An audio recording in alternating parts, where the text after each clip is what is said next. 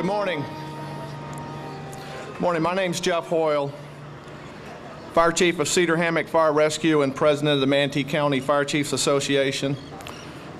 On behalf of the Fire Chiefs Association, I'd like to welcome all of you to the 14th Annual Tribute to Heroes Memorial Service.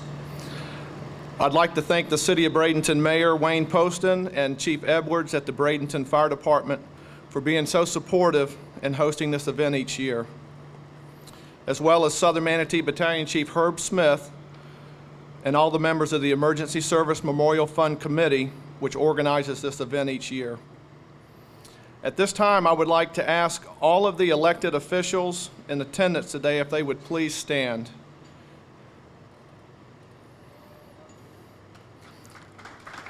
Yes.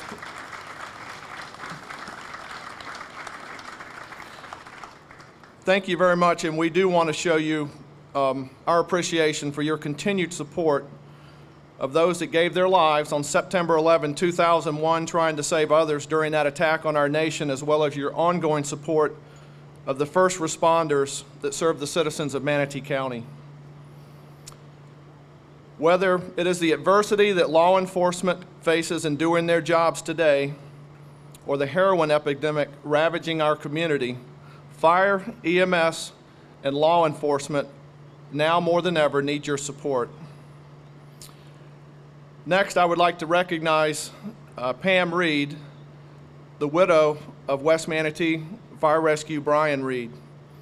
Brian's is the only name on the Manatee County Emergency Services Memorial for a line-of-duty death in the fire service, and he passed on April 10, 2001. Recently, Brian's name has been placed on the wall at the monument to the Florida fallen firefighters located in the courtyard at the state capitol in Tallahassee. The ribbon-cutting ceremony was held March 17 of this year. Over here is Brian's name etched on the wall of the memorial, along with the program for the dedication that day, with Brian's department patch mounted in the frame. I invite you to take a closer look before you leave today. This has been presented to his wife, Pam, and she was gracious to share that today. Before we move into the program today, I would like to remind everyone that 14 years after September 11, 2001, there is estimated to be an additional 1,600 Americans that have died from 9/11 related illnesses. Over 30,000 responders and survivors are suffering from more than one 9/11 related illness. At least 3,700 have been diagnosed with related cancers, and over 70,000 are currently in the health program, which monitors first responders and survivors of 9/11. That health program is called the James Zagroga 9/11 Health and Compensation Act, passed by Congress in 2010. It would make sense that after we honored and paraded our heroes that responded on 9/11, that we continue with the ongoing support for their health-related issues from that response and their continued work at the site of Ground Zero for the months that followed. Florida has 2,183 people in the state that are currently enrolled in the 9/11 Responder Health Program, including some of our Fire Department of New York retirees assisting our memorial service today. However, the funding under the Zadroga Act has upcoming expiration dates, and we must continue to let our Congress know it is important and our duty to follow through with this funding. We must never forget. Thank you, and I would like to invite retired captain of the Bradenton Fire Department, Pastor Paul Ewers, to conduct the invocation, and I believe we may have to take a break.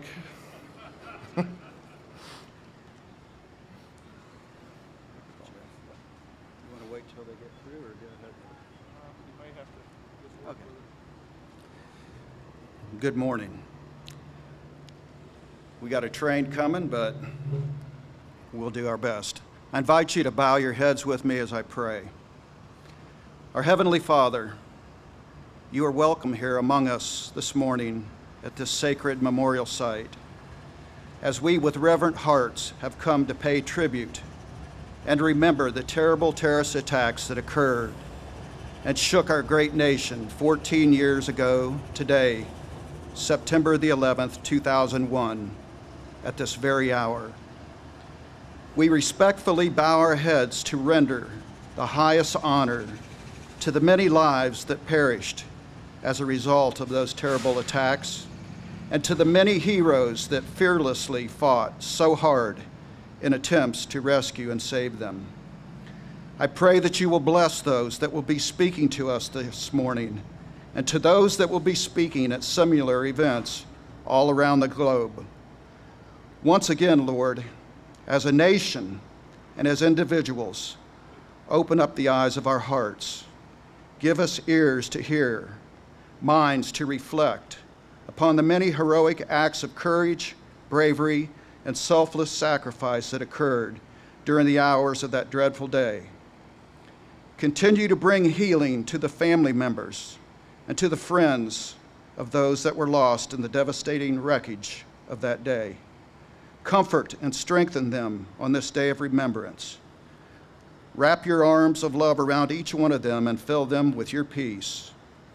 I pray for your continued presence and protection over our nation's military, our fire services, our law enforcement agencies, and our emergency medical services as they daily stand in harm's way to serve and protect. God, we need your power of your great love, mercy, wisdom, and grace upon our lives and in our nation today and the days that lie ahead of us. Keep us alert, strong, and mighty, ready to defend our freedoms and able to fight and win the war against the powers of evil that would come against us, desiring to attack and destroy the heart and the heritage of this great United States of America. So now, as we dedicate this time to pay tribute in honor of the victims and the heroes of one of our darkest days in our history, 9/11, remind us, God, that you have been our help in the ages past, and you are our hope for the years to come. I ask that you would blow a mighty breath of fresh wind over us, shed streams of fresh light upon us, and crown our good with brotherhood from sea to shining sea. I pray these things in the mighty name of Jesus. Amen.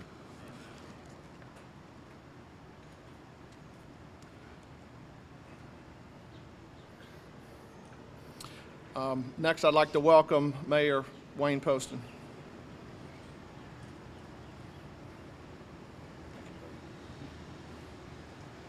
Good morning, everyone. I'm Wayne Poston. I'm Mayor and Police Commissioner of the City of Bradenton. I'd like to welcome all of you here. You know, communities all over this country have been doing the memorial services for a while, and now some of them are dropping by the wayside because we get further and further away. This is 14 years. But we've done every year, we've been here, done this memorial. And I can tell you, as long as we're on my watch, we will continue to do that. I was thinking about this the other day, actually this week.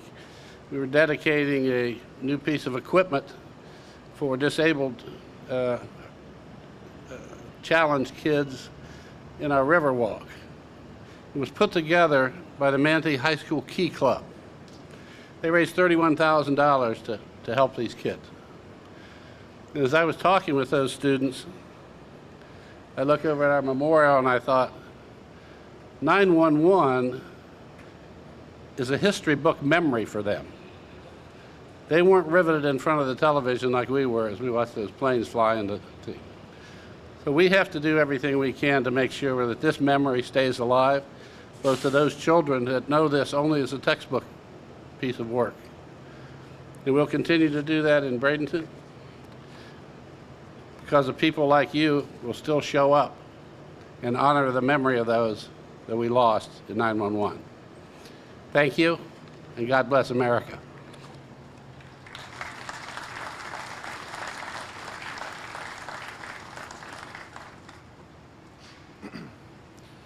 Next, I'd like to welcome the Florida State Division Director, Julius Hallis.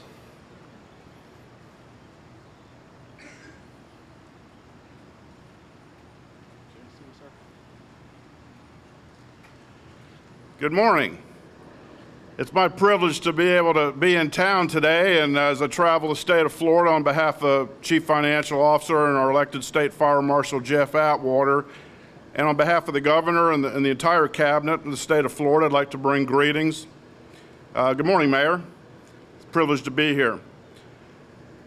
You know, as we reflect back, as Mayor Poston pointed out, 14 years ago, it seems like a long time ago, but yet I've heard a few people say, wow, it just seems like yesterday. And I reflect back on that day, waking up, the police chief and I were talking. I was fire chief at Longboat Key at that time, and many of you will remember we had President George W. Bush was there at the Colony Beach and Tennis Resort, and he got up that morning and was jogging at the Longboat Key Club, and we had staff assigned, EMS, fire, police, working in conjunction with all the Secret Service and FBI. And the president got up that morning and took a jog at the Longboat Key Club, and we were doing a little final planning because he was getting ready to head, as you recall, to the school, Myrtle, on Myrtle Street in Sarasota, to share remarks with the children. I was notified during that event. And so certainly for the President of the United States, his day changed. For all of us in this room, or under this tent and at this event, our day changed, our careers changed.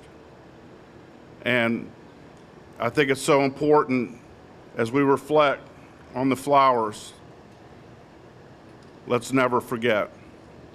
Thank you.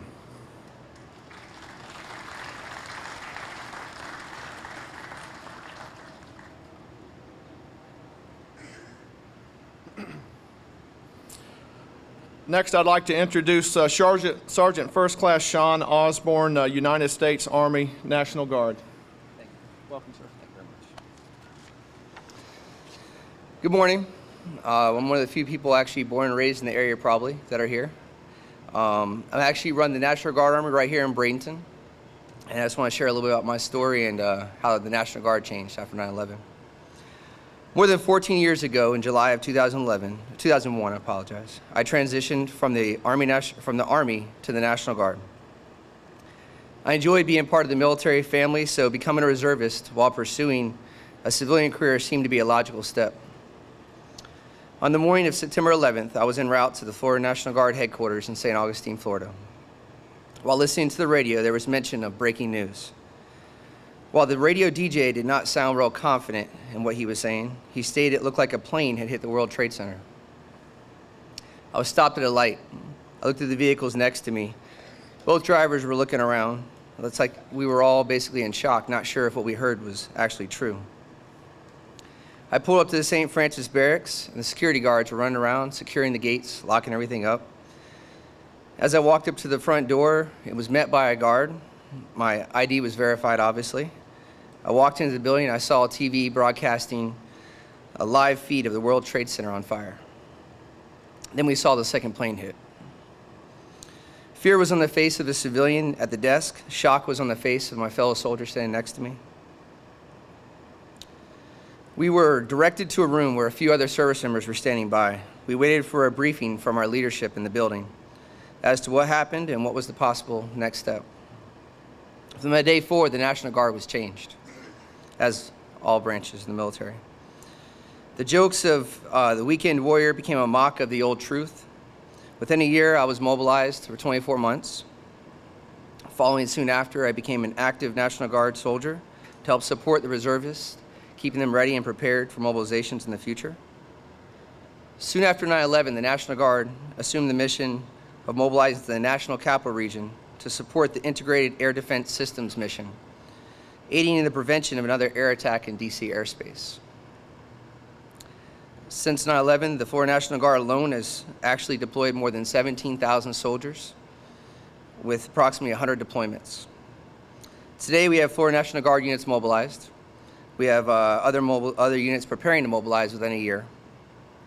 Many National Guard soldiers came home to a drastic career change, as most active duty soldiers did not feel this change. The small businesses feeling the hardest hit from the National Guard mobilizations, our government had to put together programs to provide support to these business owners.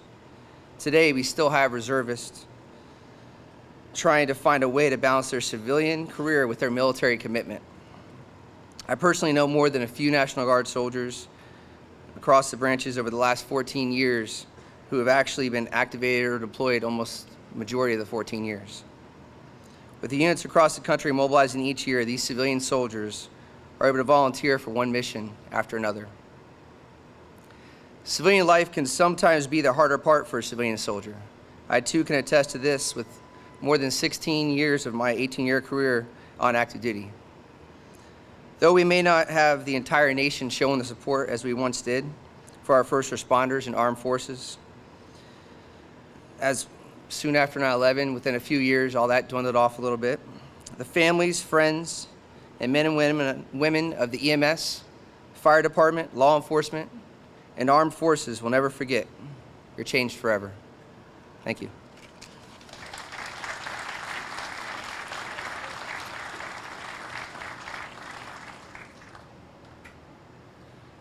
Thank you, sir. Please stand for the posting of the colors by the Manatee Honor Guard and National Anthem by Steve Simpson.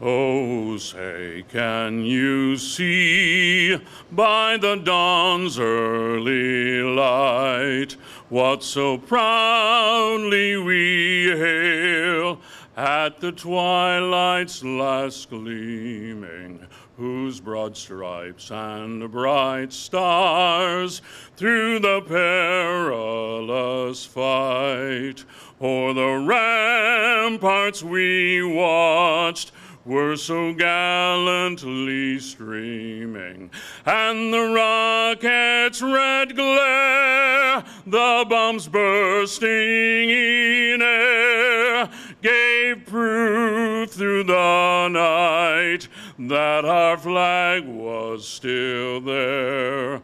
Oh, say does that star-spangled banner yet wave o'er the land of the free and the home of the brave?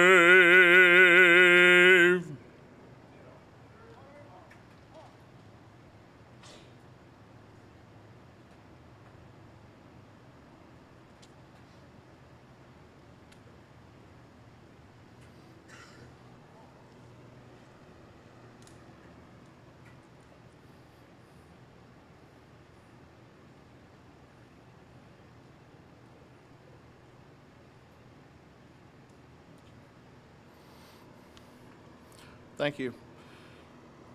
Next, I'd like to welcome Florida Highway Patrol Trooper Ken Watson. Thank you, sir.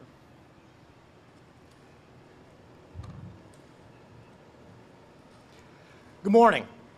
I have to readjust this. I'm the shortest of all of us. I'm sure we all remember what we were doing that day.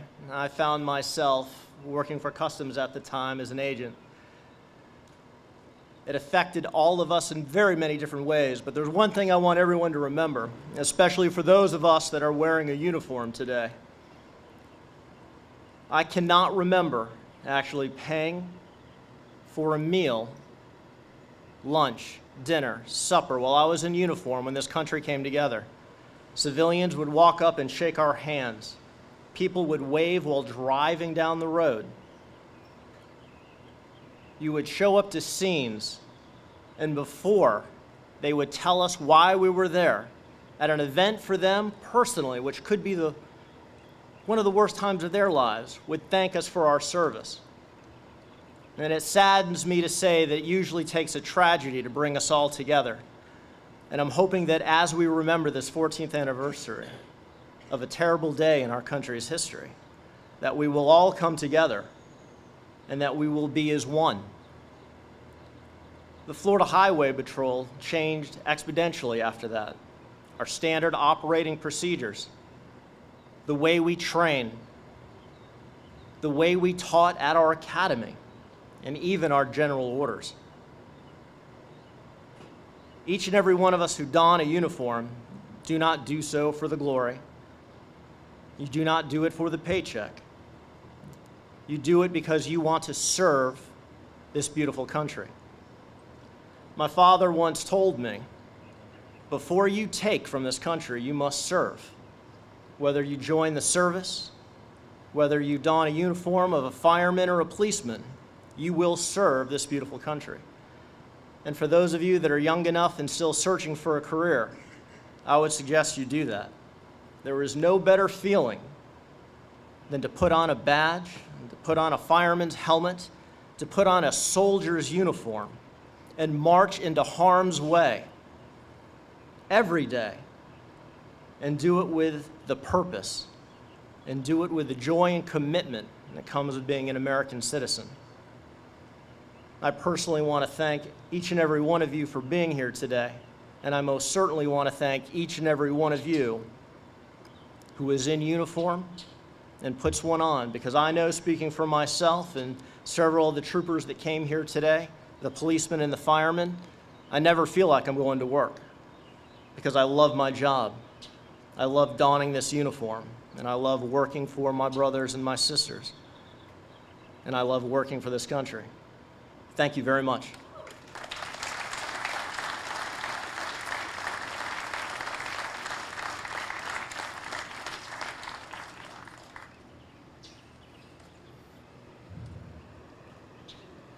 Thank you. Next, I'd like to welcome Public Safety Director Robert Smith.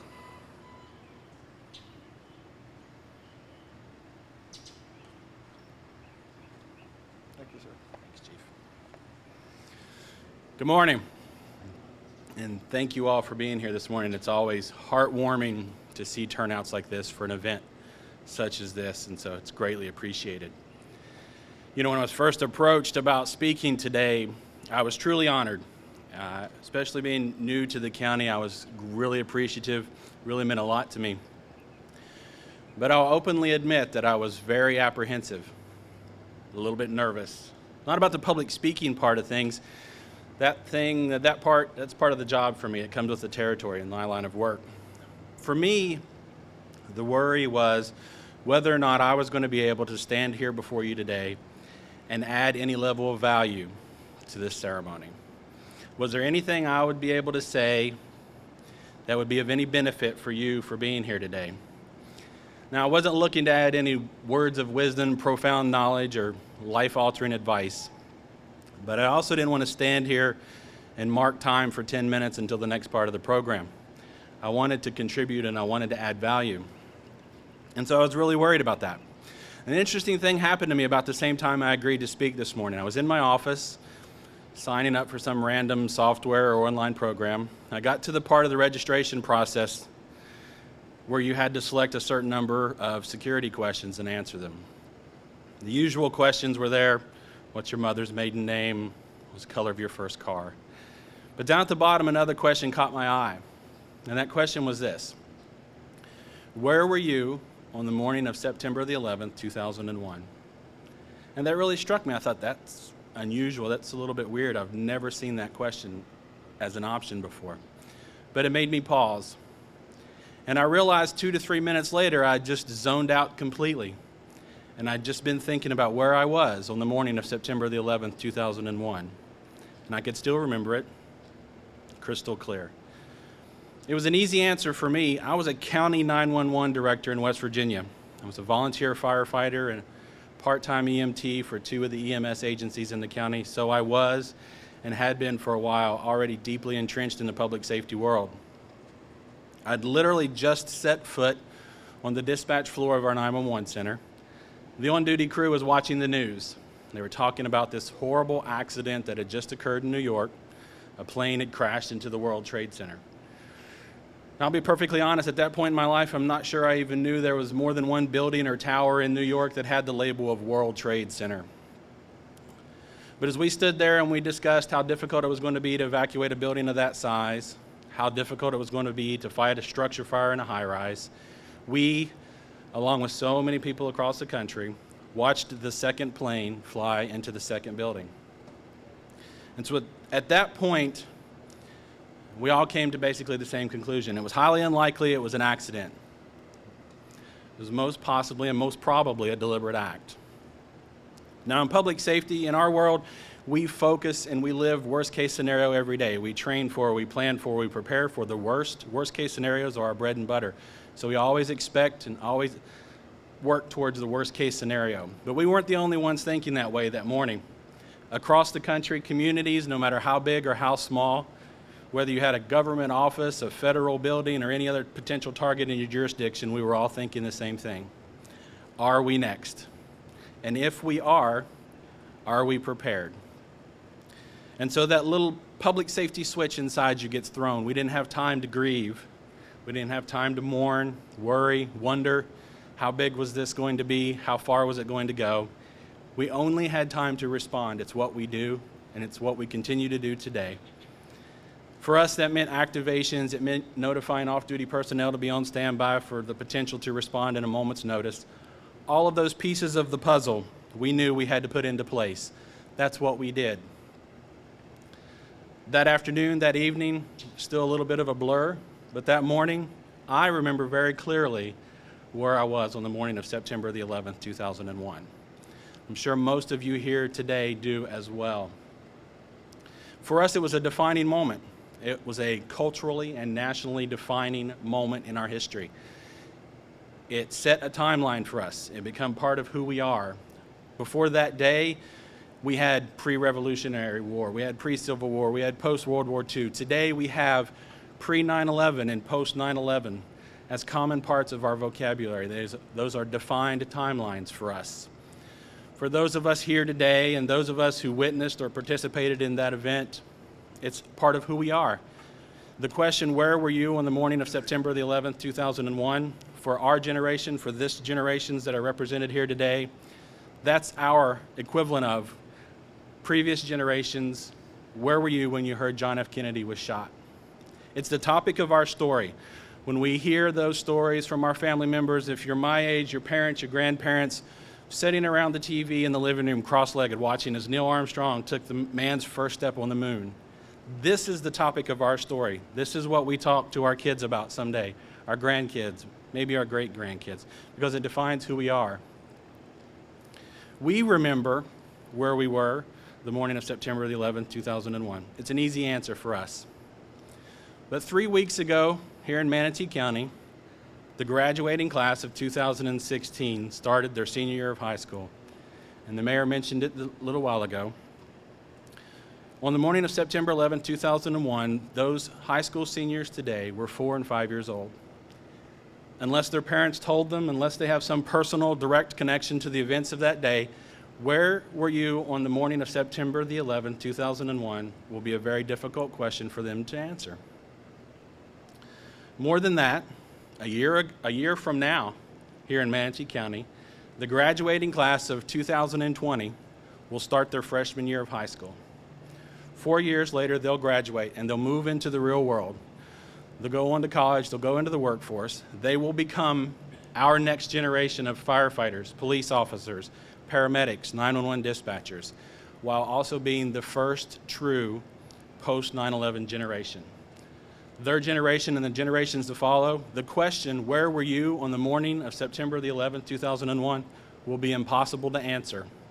And as those generations move forward and move into adulthood and the generations after them, it's possible that ceremonies like this one will become less and less frequent, less and less common. And as highly unlikely as it seems today, it's possible that those memorials and monuments in New York at Ground Zero, at the Pentagon, and in a grassy field in Pennsylvania will be viewed by future generations the way a lot of our current generations view the battlefields of Lexington, Concord, Iwo Jima, Pearl Harbor. Scars, monuments to events that transpired long ago and in days gone by. Not quite as relevant to them as it is to us. And so if I could leave you with any piece of value today, if my presentation, my speaking at this event is of any benefit at all, I'll leave you this one tidbit of wisdom. It's up to us to make sure those future generations remember. It's up to us to educate them on the lives that were lost that day, of those who came forward and put their lives on the line and made the sacrifice. It's our duty, it's our responsibility as a public safety family, as a community, and as a nation to make sure that those four little words are not a catchphrase, that it's not somebody's bumper sticker on their car. It's up to us that always and truly we will never forget. Thank you.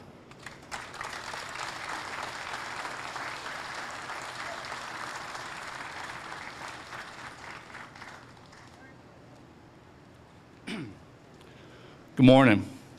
Bob Mikulski from East Manatee Fire.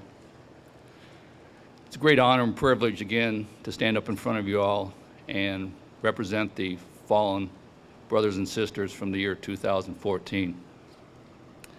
However, in years past, if something's happened in the current year, this one being 2015, we've made mention of these individuals. And again, this year we had an issue. And we'd like to recognize him. It's a very personal issue for myself and our 9/11 committee. And we'd like to pay recognition to Southern Manatees and East Manatees pastor Richard Kirby. In 2014, we had 86 fallen nationally, 3 in the state. Jeffrey Newland, Northport Fire Rescue. Roger Tome, Kennedy Space Center. Homer Harrell, Orange City Fire Department. In Manatee County, we lost 4 individuals. Donald Wendt, firefighter, City of Bradenton. Frank Tona, fire inspector, Northport Fire District. Robert Klein, fire marshal, West Manatee Fire District. William Maturi, district chief, deputy chief, Cedar Hammock Fire Rescue. At this time, we'd like to have last roll call.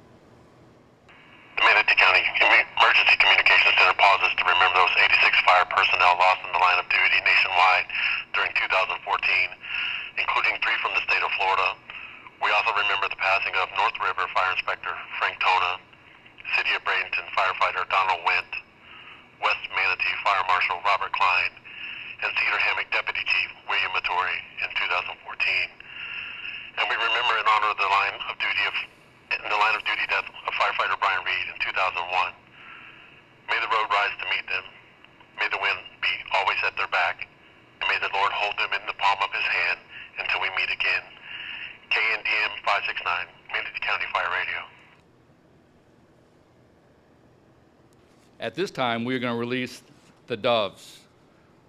We will release a single dove by Reverend Kirby's family, and followed by the remaining doves. These doves, these ceremonies for the white dove, have been the international symbol of peace, love, hope, and new beginnings. We will now release a single dove to remember and honor Reverend Kirby. Following the single dove, a flock will be released as a symbolic gesture for all that have gone before us and all that are left behind to continue the fight for freedom and peace throughout the world.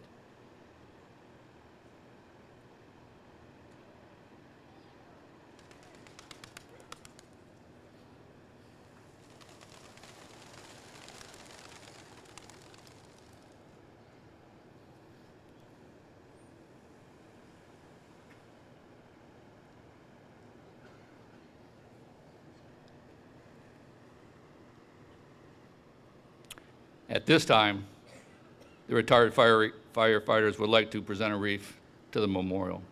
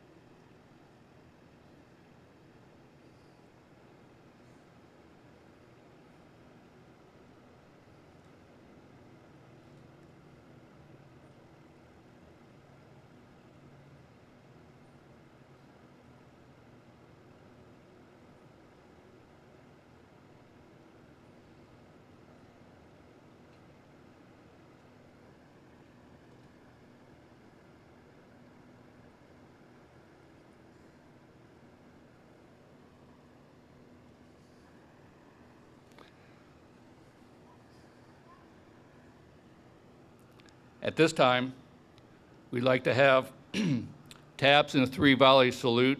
It could be a little noisy.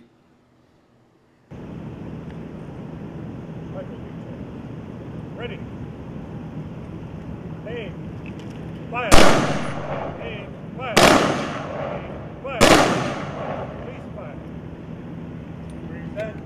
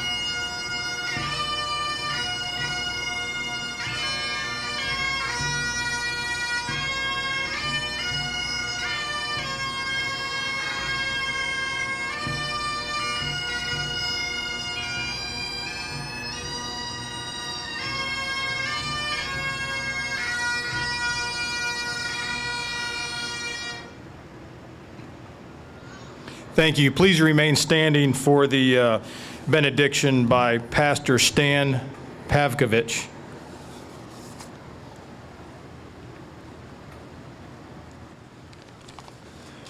Well, let's bow our heads.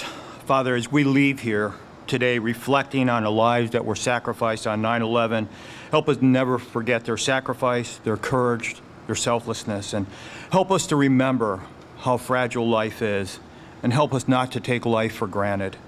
Protect those in harm's way who are putting their lives on the line to help others.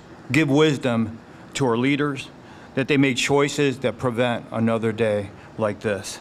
May we leave here today with a renewed commitment to each other, to our community, to our country, to our God. And Father, I pray, Lord, that you would just rain down your love and your peace over this nation. We pray these things in the name of Jesus. Amen.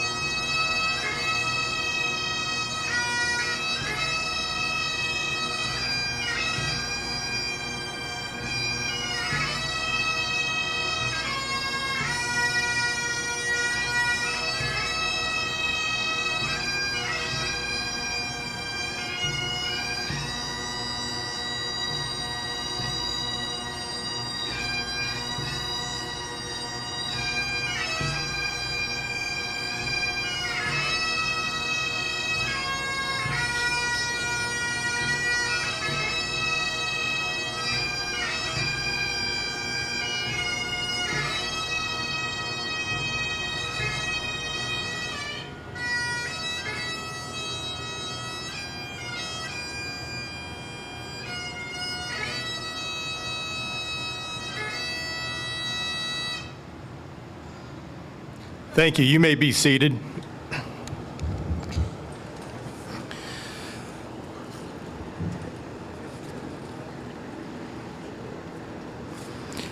We'd like to give special thanks today to the Braden River Bagpipers, the veterans of foreign war, Post 10141, the entire Manatee County Honor Guard, and in particular Ron Dorsey, who organized and trained the fine men and women of that organization, all of our guest speakers, and Sarasota Dove Release for their tribute to those who we are honoring today. In closing, I'd like to mention that while we reflect on the impact that we felt that day, many throughout the country are unaware of the health impacts still faced by thousands of first responders and survivors who live not only in the affected area, but also around the country, with several of them in attendance today. These are the victims that will never forget 9/11, and we are here with them. This concludes our memorial service today. Thank you very much for attending.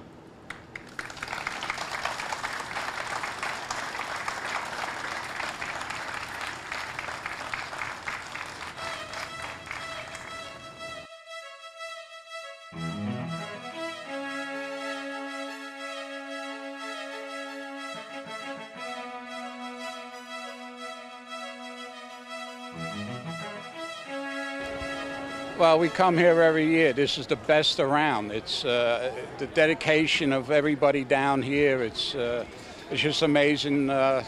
We get such a great turnout every year.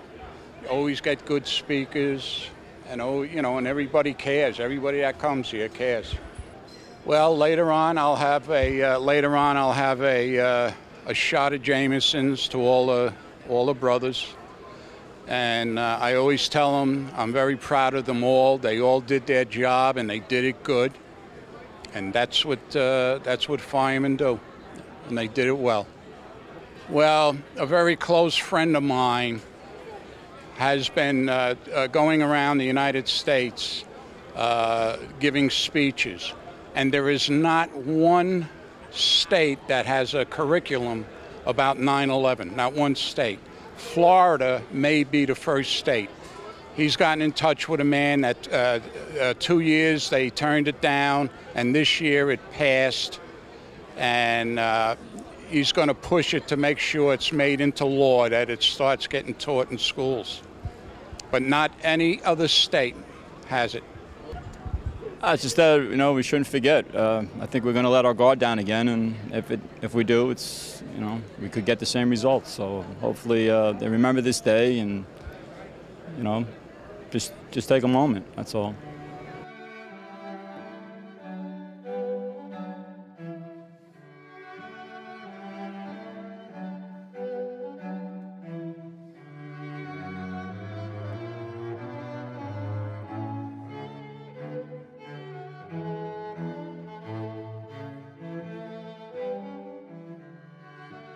(9/11) is about a celebration of our fallen heroes who died on that terrible day on Tuesday on 9/11.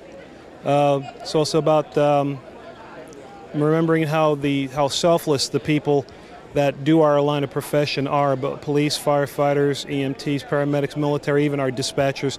They're all part of a team that serves the vital interest of the people of Manatee County and in the United States, and that's what 9/11 means to me and a lot of people.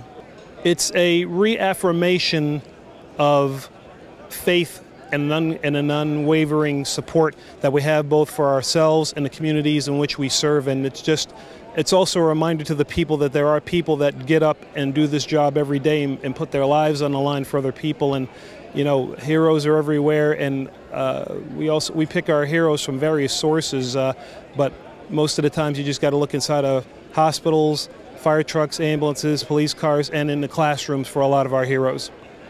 This memorial that I'm holding with me every day, I bring this to commemoration with me every year, are the four men that I was friends with, throughout some of them my entire career and some of them my entire life, specifically Battalion Chief Raymond Downey of the New York City Fire Department, which is in front.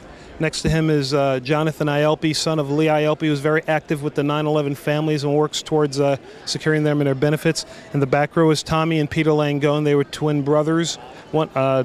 Tommy, I believe, was a police officer, and his brother Peter was a firefighter in New York City Fire Department. I knew them because they were volunteer firefighters in the next district over from where I served as a volunteer in New York on Long Island in Nassau County. So I haul this around to remind anybody that talks with me that 9/11 is not about me, it's not about my profession, it's about the people who serve, and it's about them. The importance of 9/11 is that the price of vigilance to protect our nation is eternal, and everybody has a part in it. We must all do our part in preparing ourselves to meet the challenges that come. And to young people, remember the people that serve in your community despite public sentiment from time to time. These are people that selflessly put their lives on the line for total strangers in most cases, but we do it because we want to, and we do it with love.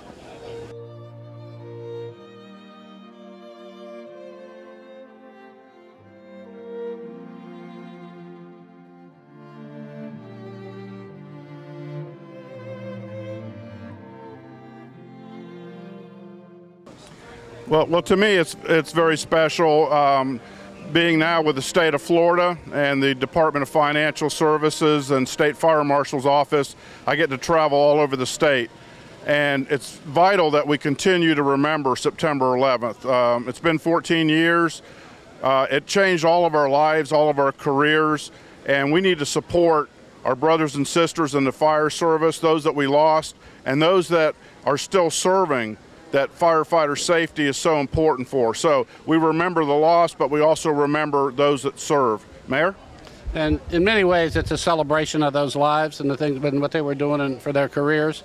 When they go into 911 and they went into that building, the Twin Towers, with the real opportunity, knowing I may not come out of here, but I'm going to go in and try to help somebody else. We need to remember, have that memory and honor that memory. It's great that we still have the turnout that we do. We're committed to this, and this will continue. As I said, as long as it's on my watch, we'll continue doing this. And we have a lot of New York City firemen that are down here. We would host the widows of some folks from 911. They would come to Bradenton every year. 22 was the largest group we had. They come to Bradenton, talk to each other, celebrate each other. And as time goes on, as we said, 14 years, some things sort of drop off. But we will continue to do this memorial here, and we're so happy, Juice, that you could come back. We know you're a Manatee County guy at heart, and we welcome you back from Tallahassee. Thank you, Mayor. Yes, as a local resident here of Manatee County, and having served 35 years, my first 35 years in my career was Sarasota Fire Rescue and then Longboat Key Fire Rescue. So I was a member for 10 years of the Manatee County Fire Chiefs Association. So it's a real honor to be back with my brothers and sisters, and be able to fellowship with the mayor is always just a bonus. So we had a beautiful day today, Mayor, and we were honored to be here, and never forget those that committed the ultimate sacrifice by giving their lives for others that they were trying to save. Yeah. Well, it was mentioned today that there's many here, even in the service, young children that don't remember that day. They were either not born yet, or they were so small they weren't able to take in and understand what the meaning of that day was.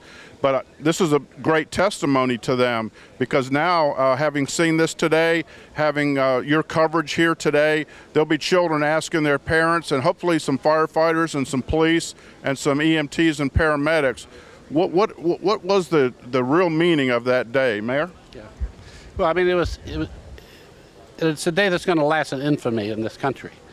And when I was talking to those high school kids earlier this week, I said, you know, this was the first time we were attacked by an enemy on our soil.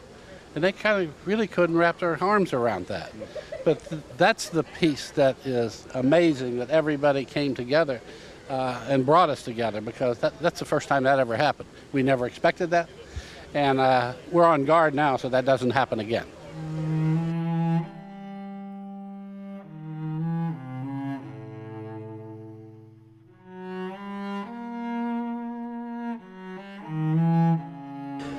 Charlie, what it means to me and my peers is that folks continue to remember the different reflections, points were made about the children growing up, the folks in high school, the folks, the young folks, what they will remember. And it will come a point where this will be a memory not lived, if you will.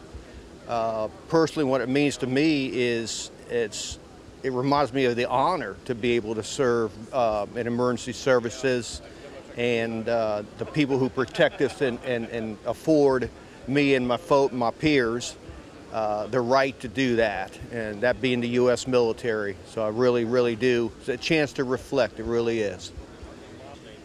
I think my message would be to everyone, young and old, those in public safety, those in the military, is to contemplate the good things that we have, the opinions we're able to voice, the right to voice those opinions, the right to be civil, and to reflect on what is our responsibilities personally in that in those blessings, whether it be senior members in Washington, senior politicians in Washington, whether it be a blue-collar worker. What is my responsibility to give back? And I think that was mentioned in some of the speakers' words today. I think that's very important. We often look and perhaps point the finger on what we're owed. What we're owed is what other people have, or what other people have given us. What we owe is to be thought of occasionally, and to give a little bit. And respect those who afford us those rights and protect us. So it's more like an introspection, if you will.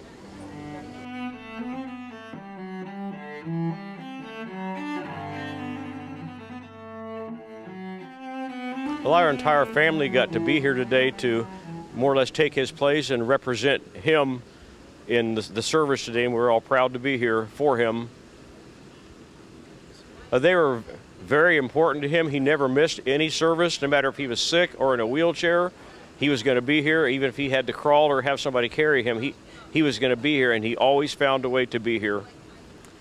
Well, it's a special meeting to myself. My daughter and I were at Booker Elementary when everything happened, and we just are proud to be here and represent him and the family, and we're glad the community has this event every year to commemorate 9/11, and as everybody says, we'll never forget.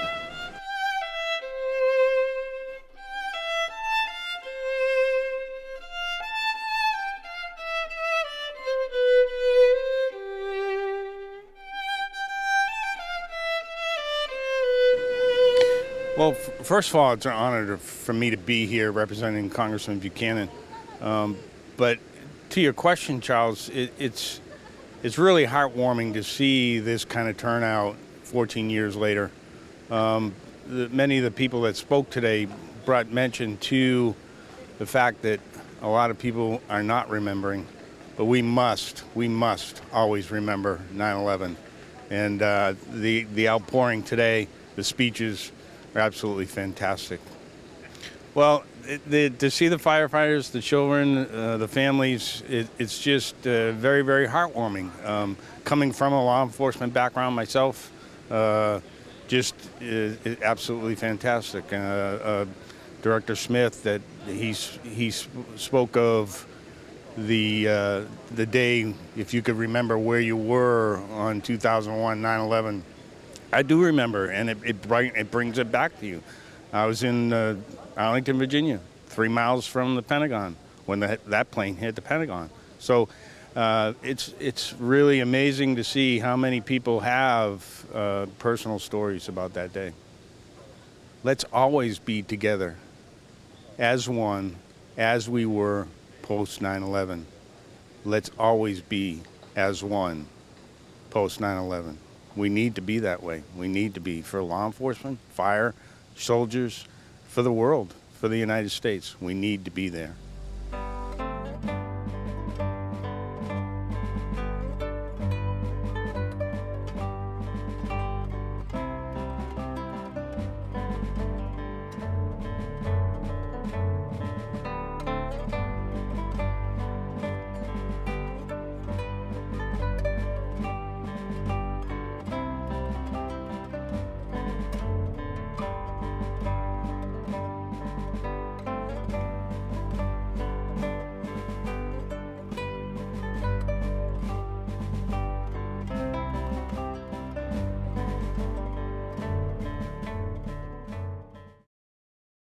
Thank you.